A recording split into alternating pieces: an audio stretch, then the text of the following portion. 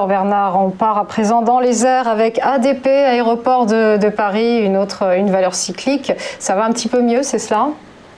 Exactement, en fait là aussi, donc j'en parlais, alors c'était début mai, sauf erreur, j'indiquais qu'on était sur une valeur qui travaillait depuis maintenant plusieurs semaines, une zone relativement étroite entre 100 et 110 euros, que c'était potentiellement une configuration classique que l'on retrouve sur les actions avant un déclenchement puissant.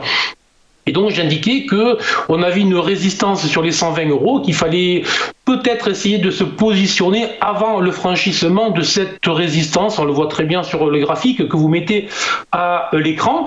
Et ce qui devait se produire, je dirais, s'est produit. En l'occurrence, autrement dit, en milieu de semaine dernière, on a eu cette forte accélération, là aussi du range, du volume, deux résistances 116 et 120 qui ont cédé, qui sont enfoncées.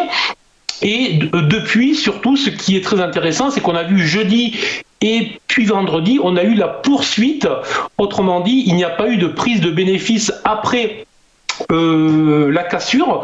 De nouveaux acheteurs sont arrivés.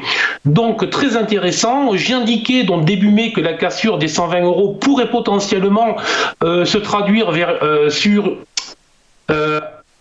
pourrait se traduire avec une accélération sur les 138 euros. Donc on va voir si ça se produit ou pas. Quoi qu'il en soit, j'étais positive sous les 120 euros.